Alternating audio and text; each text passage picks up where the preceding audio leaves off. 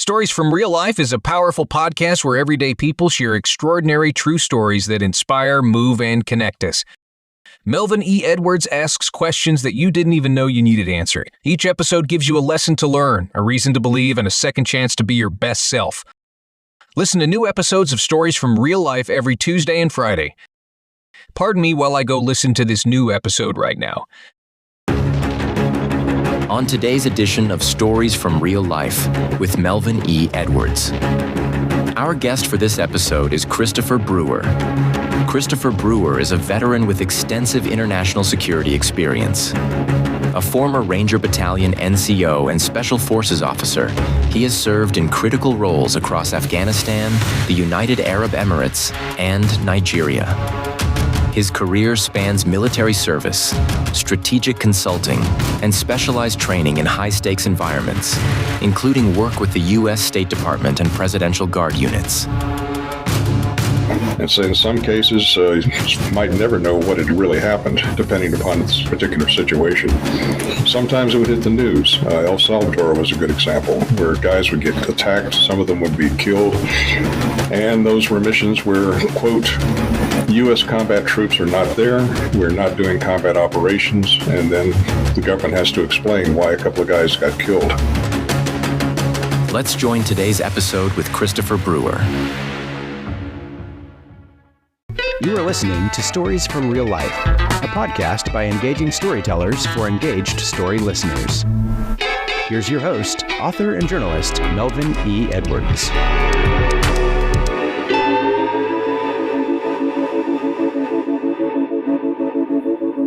Hello again, and welcome to another episode of Stories from Real Life. I'm your host, Melvin E. Edwards. Thanks for joining me for the podcast where personal stories can have a global impact.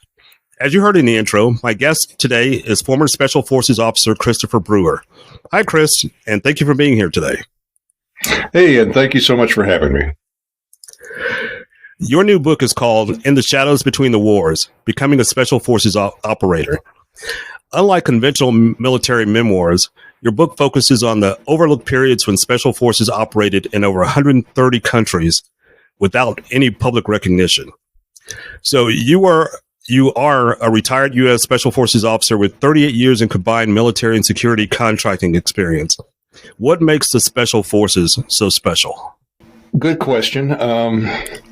And it's something that, quite frankly, scares a lot of the conventional commanders half to death. Special Forces, they get a job, they get a mission, they'll get some preparation, and then they're sent out. Now, today, we've got all kinds of communication devices. So even the guys have got cameras on their bodies as they're going through, hitting targets and doing what they may do. But the bottom line is, once they're out, they have to make a lot of decisions on their own. And quite often, almost always, things are going to arise that hadn't been anticipated. So these are guys, and they're really diplomat soldiers who are out there far away. No one is going to be able to come to help. We saw that with a team that was in West Africa not too long ago, where several of them were killed. Even when things go bad, even when you know things are going bad, it's a matter of hours, if not days, before anyone can come to help to influence the situation. So these guys are out there very much on their own. They've got to make a lot of decisions, and no one's coming to help. Wow. So what would have happened if any of the missions in those 130 countries that I mentioned had failed? It depends on how they fail. And a lot of them did, in fact, fail. Back in the period where I served, in the 80s and the 90s, cell phones were just coming in. Most people did not have cell phones. It was landline telephones. Laptop computers were just beginning to come into vogue. Most people didn't have laptop computers. So when we would go out, the standard was we were required to set up the radio and call back to the headquarters in the United States once a month to let them know that we were still alive, and two, give them an update on what was going on and receive additional instructions. And then there was a long period in between those comm shots where you were literally on your own. And sometimes missions would fail and nobody would come up on comms. And so in some cases, you might never know what had really happened, depending upon this particular situation. Sometimes it would hit the news. El Salvador was a good example, where guys would get attacked, some of them would be killed, and those were missions where, quote, U.S. combat troops are not there, we're not doing combat operations, and then the government has to explain why a couple of guys got killed. So do you think peace through strength is the best policy? No question about it. It's Putin has said, the Russians have always said, when you advance with the bayonet, press forward, and if whatever you meet is soft, you keep pressing forward. If you find steel, pull back. The Arabs have a saying, no fear, no respect. And you'll find that in very many parts of the world. We have a tendency to go out and try to project our morals and our standards and our beliefs onto other cultures. And it just doesn't work. You have to understand their culture. You have to understand what's important to them. And you have to go ahead and work within their parameters, especially when you're out there by yourself. And that's one of the key things about special forces. You learn the language, you learn the culture, you learn how to live among them and respect how they believe, but still maintain your moral standards. And that's a real delicate balance. Okay. When you hear the name Pablo Escobar, what goes through your mind? Pablo Escobar. There's a chapter in the book. We had a mission in Colombia. Give you just a quick laydown on that. And we talked about you weren't there and it didn't happen. That was one of those examples. We'd come back from Costa Rica, where we were training police down there, and I saw Galan, the presidential candidate, assassinated on TV. And I said to myself, somebody's going to get a telephone call. And I swear, telephone rang, got a call to come in, and we had a mission to go down to Bogota. The Colombians needed a medical corpsman school because they had no medics in their military. And the soldiers were very hesitant to go out on patrol in the jungle because if you got wounded, a lot of them didn't survive because there was no medical treatment, not even first aid bandages. Wow. So they figured out that was important, and that was a non-combat support type thing. So they asked the U.S. government for help. But the place where they wanted to do the training was in Bogota, and there were bombings, as many as 100 bombs going off every night. Small bombs, not major attacks. But nonetheless, there were people getting killed every night. So they didn't want to send in their usual support troops. So it came over to Special Forces, and we were reassigned to the support unit that normally did these things, Security Assistance and Training Management Office, SATMO. And then we flew into Bogota in civilian clothes with civilian luggage, with uniforms in the luggage, no weapons, one radio. They gave us weapons when we got there, took us down to South Bogota, and dropped us off. And the last thing the RSO told us is, it's too dangerous. We can't come down here. You guys are on your own. Call me once a week and let me know you're still alive. And if you need anything from us, I'm afraid you're going to have to make your way back up to us. We can't send a vehicle down here routinely. It's just too dangerous. And during the course of that, Escobar called in, and I don't want to give too much away in the book, but there were things going on in the valley between Bogota and Medellin that very closely paralleled what was in Tom Clancy's Clear and Present Danger book. Only there weren't U.S. combat troops there. There were other people there. And they asked us to fly out and help. So 2 of us flew down there. We took a look at things. Escobar did, in fact, know about those American personnel there. He did intend to come kill them. And we set up some things and made some arrangements for his visit. And when he arrived, he decided, well, he didn't really want to visit that badly after all. And he went back home. What was the outcome? The outcome was no one got shot and nobody got killed, and he called the embassy and said, I don't give a damn about your radar or your Green Berets, go ahead. And then the embassy called back down to us in this little Colombian Air Force base in the jungle, in the valley, said, great job, we really appreciate what you guys accomplished, you can come home now. They flew us down on a Colombian general's aircraft. But the general is very busy and the aircraft is not available, but you guys are Green Berets. You can make your way back on your own, can't you? And then we had to figure out how to get back to Bogota from there. Well, obviously you made it back. How did you make it back? I'm really curious how this story goes. In a very old, beat-up station wagon with a chicken in the cage in the back that nobody would have thought to look at. Okay. Wow. That's really interesting. And all these stories are in your new book. They are. There's also another interesting thing that happened was just cause the invasion of Panama happened while we were down there. We narrowly missed being into Cuman Airport in Panama when the invasion happened. You'll read about that in the book. But we did get sent down there immediately after the Colombian mission ended. And there was a mission called Operation Promote Liberty. Not too many people have heard about. But Promote Liberty was after all the combat troops went back to the States. They gave the Panamanian National Guard their guns back. They told them, you're not military any longer, you're police, which they really hated. They didn't like that at all. They liked being military, and they thought the police were the guys who were too fat and lazy to be in the military. And they spread us out over the whole country. 2 here, 4 there. Said, you guys live with them, you're tripwires. If they decide to pull a coup and take the country back, then you let us know. And if you stop calling in and reporting, then we'll know you're dead.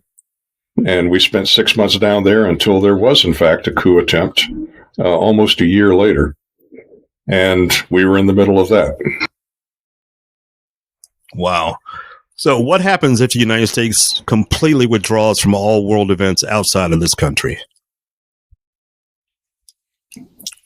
Well, no one really knows. All kinds of bad things happen.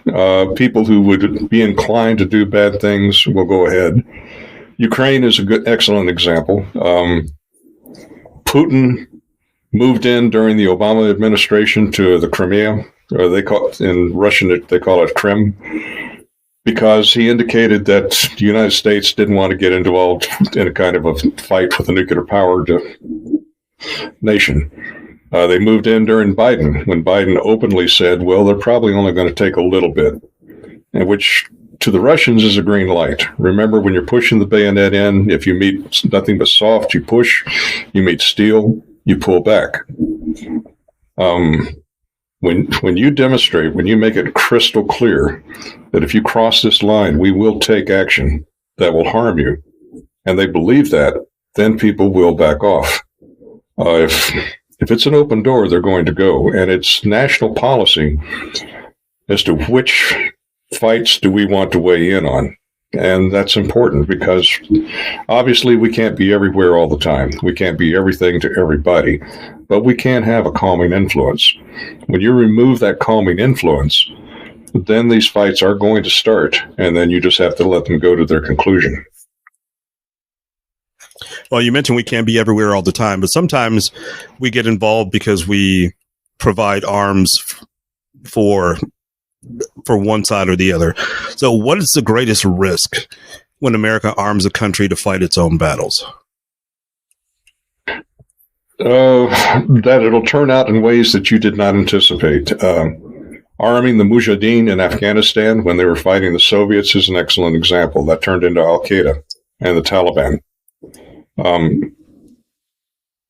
And it's always difficult to decide what's going to be the right move, and you don't really know until later on how it's going to turn out. But sometimes you need to go and apply pressure now, and then you need to pull back and see what happens. Panama was a good example. Noriega was a problem. We had vested interest with the canal down there. Something needed to be done. A lot of it had come about because of things that we did. We supported Noriega, who got involved with drugs with the Colombians, and that spun out of control. We had to step in and take Noriega out to bring it back under control. But we didn't leave an occupying force. We left 2 companies of Special Forces Green Berets while they sorted things out on their own. And when the coup came about, we supported the legally elected government of Panama to help them survive that coup attempt. And then we left. It's your country. You sort it out. You figure out what's going to go from here. And we kept all the people who had been involved, the power base and the army, we kept them in the barracks. So you guys still got a job. You got a future if you want it. The guys that were in charge of you that helped cause all these problems will help take them out. So it's entirely up to you. You can rebuild your own country. In Iraq, we stayed there and we tried to set up a democracy in the middle of a place where people have been warring and fighting one another for centuries. We did the same thing in Afghanistan. We've won the Afghanistan conflict within the first 3 weeks. It was over. The Taliban withdrew. Bin Laden was on the run. The Northern Alliance went into Kabul. Everybody was happy for almost a year after that. But then we decided that we're going to stay and we're going to build up this place to be an example of a democracy in the world. If you know anything about Afghanistan, there are more warring factions in there than you can literally count. It's worse than Iraq in that regard. And Karzai was going to sign a peace treaty with the Taliban. They were going to have a loya jirga to determine power sharing and how we're going to go from here. We could have pulled out at that point in time and left them to go ahead and sort things out with the understanding that you harbored people who hurt us badly. If you do that again, we will come back. And again, it's hard to predict how things would turn out, but in retrospect, that probably would have been the best course of action. Did you work directly under a Secretary of State? Only once, after I had left, and not directly under the Secretary, although I did work in the State Department for a period of time as a regional strategic initiatives coordinator. And I believe, I can't remember who was the Secretary of State at that point in time. But we've had good ones, we've had bad ones. Did not like Hillary Clinton. Didn't like the outcome on those decisions at all. Libya was a horrible mistake. The Arab Spring was a mistake. When Egypt threw out Mubarak, and we encouraged that and encouraged them to hold elections. So that was a very naive move because the only political organization in Egypt that was organized to win an election was the Muslim Brotherhood, which was the source for where Al-Qaeda and al-Zawahiri came from. So they took over. One man, one vote, one time. That's it. We're now an Islamic Republic, which resulted in another revolution shortly thereafter because the Egyptian people didn't really want that. And having supported the overthrow of a military dictatorship that was oppressive to the people, we had a brief span of a Muslim Islamist dictatorship followed by another military dictatorship that's oppressive to the people. And the only thing we really accomplished was a complete loss of faith and confidence in the United States. So I would say during Hillary Clinton, that was just a disastrous period for all of us. Do you think most secretaries of state appreciate the psychological challenges of operating undercover in hostile territories?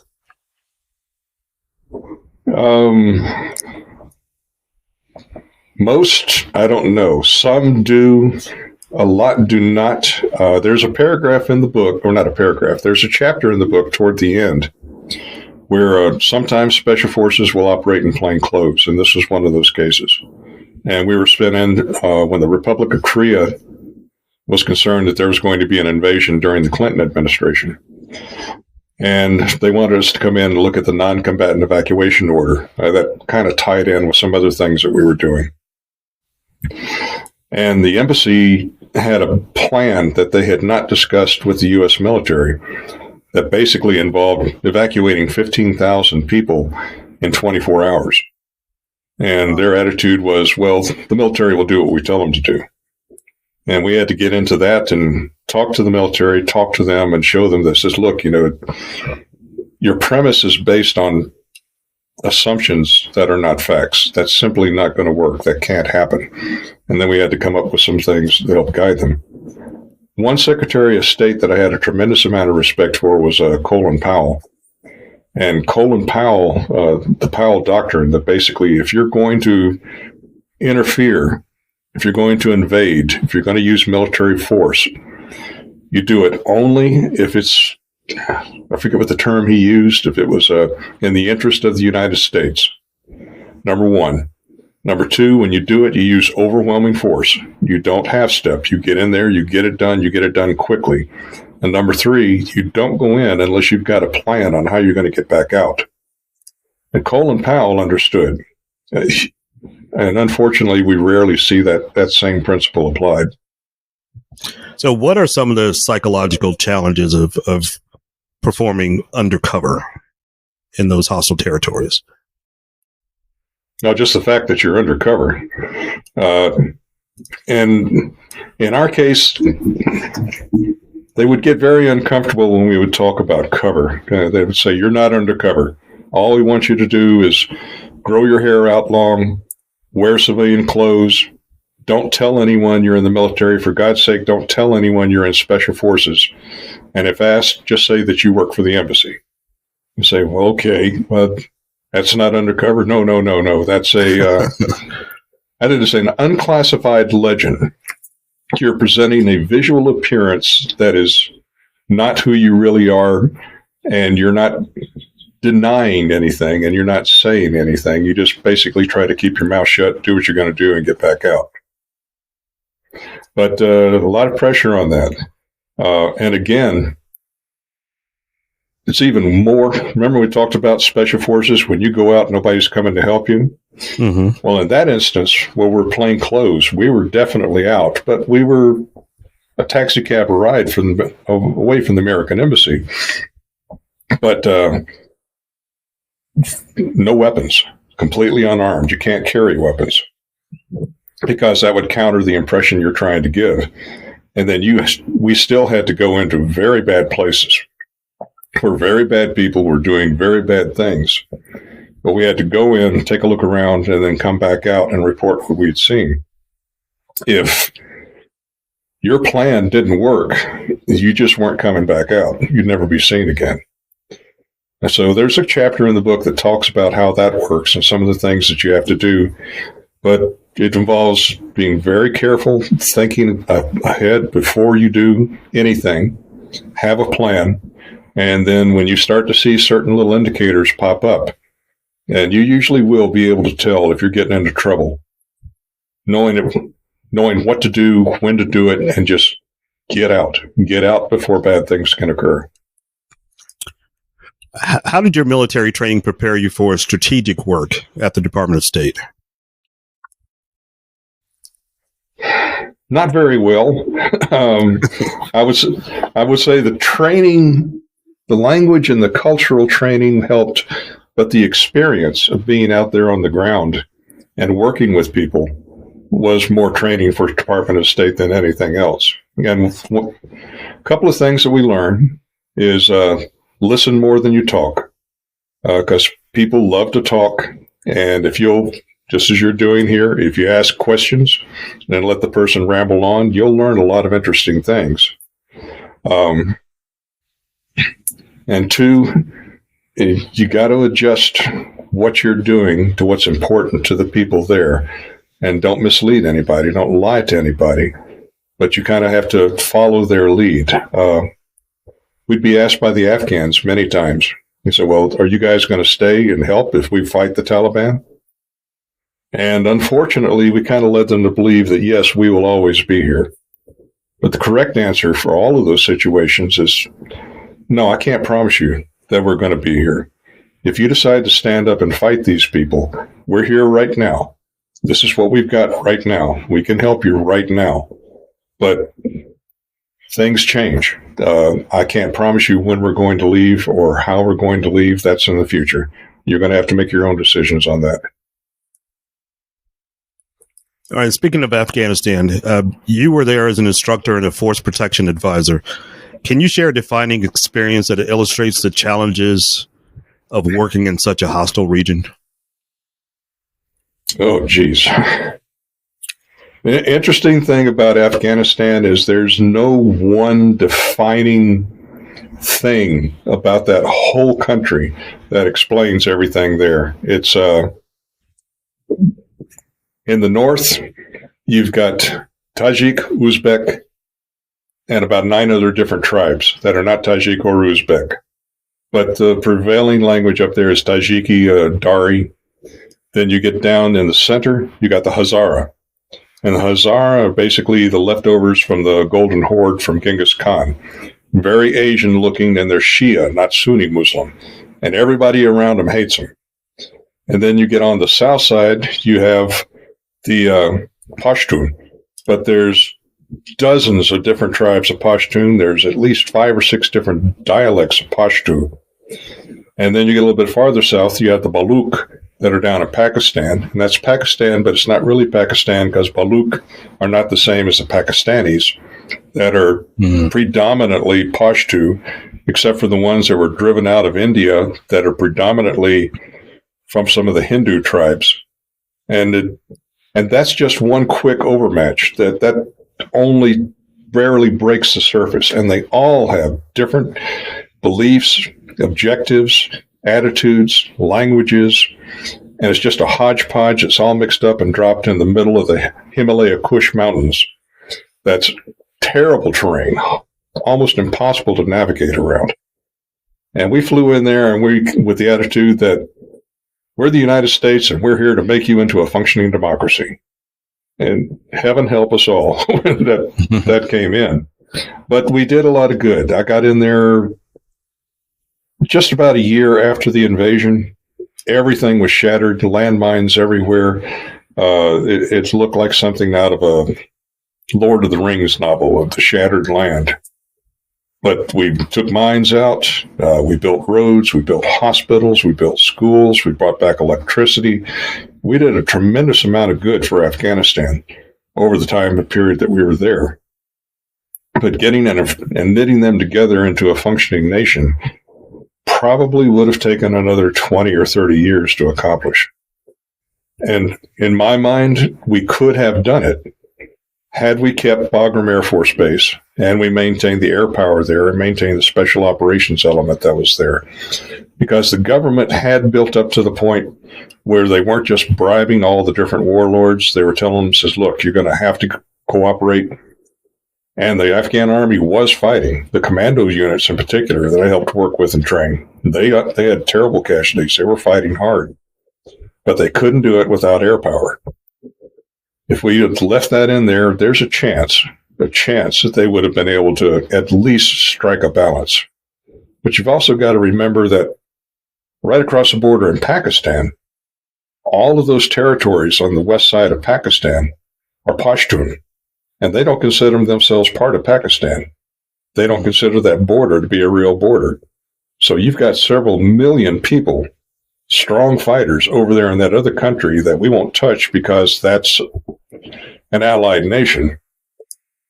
And then you add all this together, how are you ever going to fix that? Now, you never will get it to where you want it to be. The only thing you can do is get it to where it's calmer than it was when you came. All right. Your career includes training presidential guards in the United Arab Emirates and consulting in Nigeria. So what did you learn from being exposed to those different kinds of international context? Boy, those are 2 good examples. I mean, there's some... the UAE is a fascinating place. It's a beautiful country. The King Zayed, back in, I guess it was in the 60s, but the 50s and 60s is when Saudi Arabia started to form. When the Saudi king started to try and unite all the tribes, and he was forming the country. Well, King Zayed, that was up in the north where the UAE was located, there were 7 small emirates up there, with Abu Dhabi being the largest one that King Zayed was the king of. And they decided that, well, we really don't want to be part of Saudi Arabia, but they are going to consume us if we can't make a stand against them. And he organized the 7 northern emirates and didn't fight, but he communicated with the Saudi king that, look, we're all brothers here. We don't need to fight one another. We want to be our own country. But of course, we recognize your power. We recognize your eminence. We will never make any trouble. And he was able to strike that balance. So the Emirates became a separate country.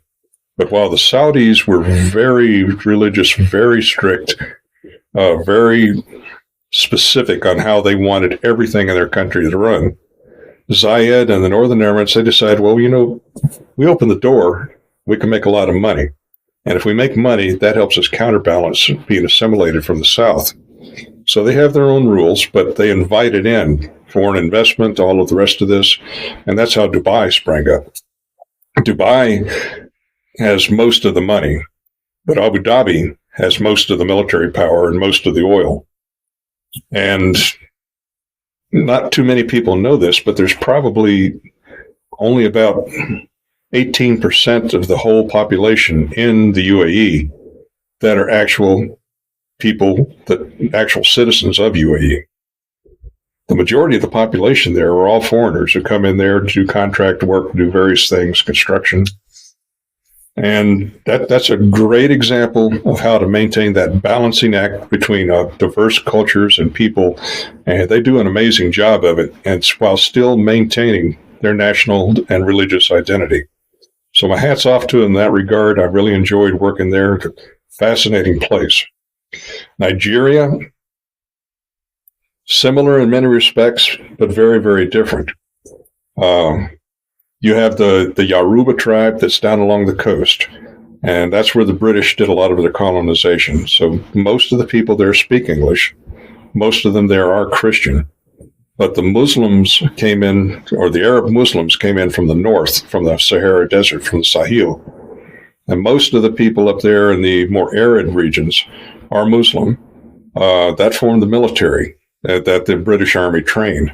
So most of your military powers in the north up around Aruba, most of your commercial and government capability is down along the coast with the Aruba. But then you've got off on the side where most of the oil is located in the river delta.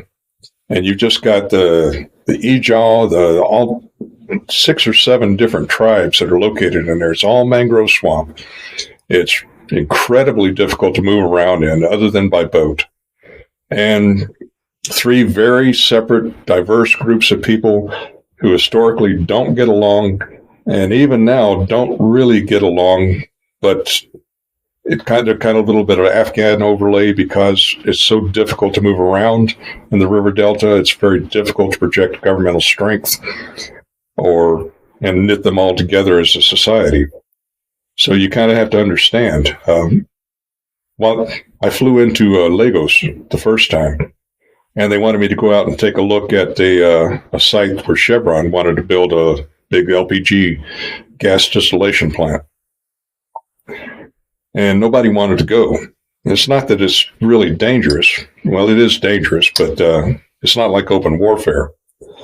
But none of the regular guys wanted to make that trip. I said, well, there's pirates out there, and then the police are more or less corrupt. You can't ever guarantee where they're going to stop and rob and kill you. There's bandits out there. There's all these different things. And a helicopter might do it, but we don't really know if there's a place to land the helicopter. It's an unsurveyed site. So I got a friend who was a Nigerian police officer, and I talked to him. I said, okay, Hanson, how would you suggest we do this? And he smiled and says, okay, this is what we will do. This is monsoon season. It's going to rain very, very hard every afternoon. So you and I will go in my car after 12 o'clock because rain everywhere. And the police, they won't come outside. The bandits, they won't come outside. And my boys, they will meet us out there by where the site will be. I said, okay. We got in the car and we drove through. Didn't see anybody. Just rained like crazy. Came out to this little village. Everybody coming out because I guess no white guy had ever come out there before. But I felt like I was in the zoo. Everybody was coming up wanting to talk and this and really friendly, wonderful people. And I was talking to everybody's a king out there. You know, if you've got 6 guys who will do what you tell them to do, and you've got 3 goats, you're a king in that little space where you're the king. So we were talking to the king. He had a big cinder block house. It was right by the river. And I was saying, well, do you ever see the pirates here? Said, well, the pirates, they come down they call it a creek. Now, this creek is like 200 yards wide. It looks like the Mississippi River. Wow. But they come down there every so often, but they go into Lagos because they want to rob the banks and kill the police and take the guns. They don't ever stop here. I said, okay, well, that's good to know. When was the last time they came up here? Oh, it was last week. They probably won't be back till next week. I said, good to know. And then we drove out from there to the actual site. So since it was monsoon, we had to go across areas where it's flooded out, all the rest of this, and we finally got to the jungle and took a look at it. And I did my survey. I took a look at it, came back, and we were talking to everybody, and we gave our results, and they were really happy with it. But again, you got to understand, and they were so happy with the results that they asked me another question and said, well, let me ask you this, because you seem to understand the culture here. The government is going to release a lot of things that the government's had control of forever. They're going to sell the cell phone company. And I'm thinking about buying the cell phone company. I would really like to do this, but I'm afraid. I said, okay, well, what are you afraid of? I said, well, if I buy the cell phone company, the head of the national police has already told me I will have to give it to him or he will kill me and he'll take all my money. It's okay. Well, who does the head of the national police afraid of? Oh, he's afraid of nobody except for the head of the military. Okay, he's afraid of the head of the military. Does the head of the military wanted to come down and take your cell phone company? Says, no, he doesn't really care. So, well, just a suggestion. Why don't you do this? Why don't you call the head of the military and offer him 10, 25% of the profit of the company if he will protect you from the head of the police? And he goes, this is a good idea. Thank you. And we had a similar thing in Afghanistan when we first got there. There were 3 warlords outside of Bagram. And I know this sounds like I'm encouraging mafia and racketeering and all the rest of this, but if that's what you got to work with, you got to work with what you got.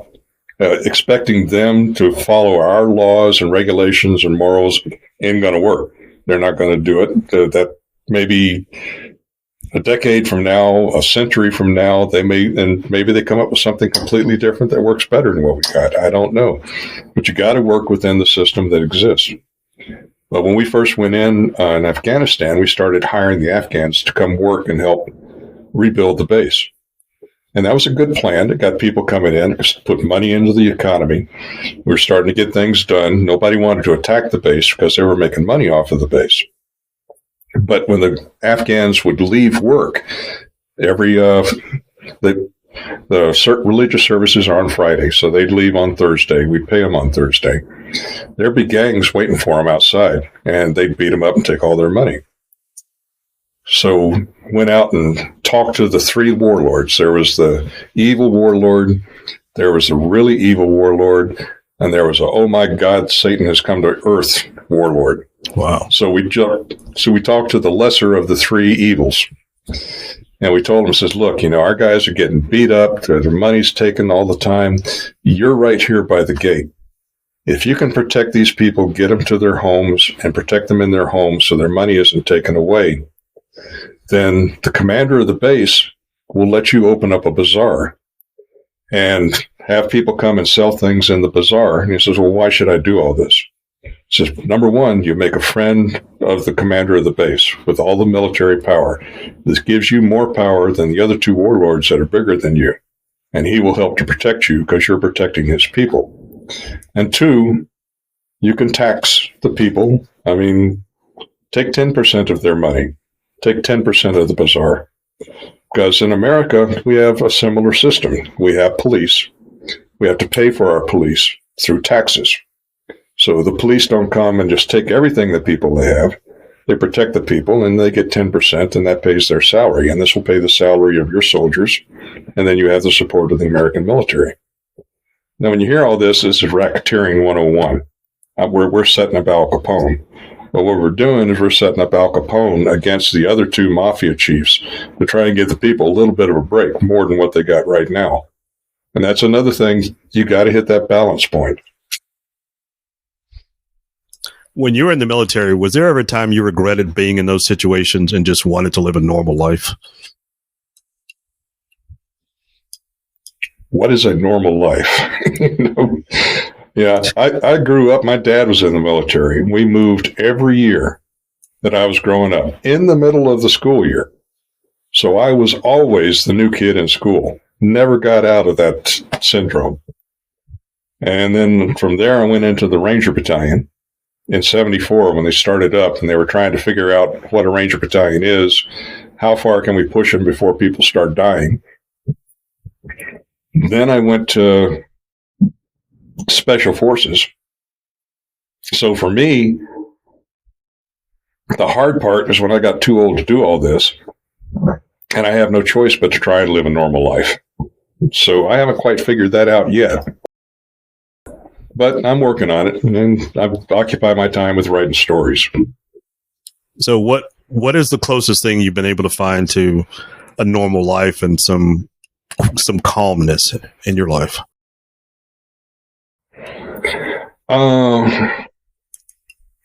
Married a great woman from Uzbekistan. I went and lived in Uzbekistan for 2 years to get to know the family.